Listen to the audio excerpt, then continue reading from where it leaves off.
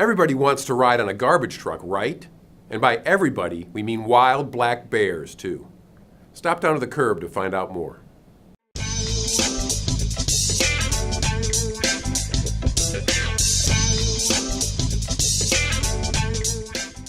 Hello and Happy New Year. I'm Waste and Recycling News Editor John Campanelli. More on that incredible hitchhiking bear in a bit. But first, what will 2012 bring to the recycling and waste industry? Our reporters asked industry experts for their thoughts.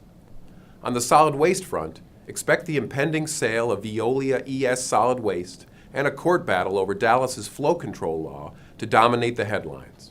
We're likely to see more acquisitions too, and because it's an election year, less attention to environmental issues in Washington as lawmakers stick with less divisive issues. One issue that might get the attention of Congress is electronic waste. The Responsible Recycling Act, which would ban the export of e-waste to developing countries, is getting some bipartisan support, despite objections from industry group ISRI, which says the bill could endanger 50,000 jobs. On the recycling front, 2012 might prove to be a huge year for organic waste. Here's Mark Lichtenstein, president of the National Recycling Coalition. I think that's where you're going to see major increases this year, and this is what we're promoting. We're saying take a look at organics first, and let's build some successes around that. And once you feel good about the successes you've built around that, then let's start to target other things in the discard stream. In other news, a Pennsylvania cardiologist is recycling life itself in one unique way. Dr. Daniel Mascarenhas is taking pacemakers, those with plenty of battery life remaining, from people who've passed away in America, sterilizing them, and then sending them to India so they can be recycled inside new patients. New pacemakers can cost more than $6,000, which is more than the annual income for the vast majority of people in India. A recycled pacemaker can be implanted for as little as $400.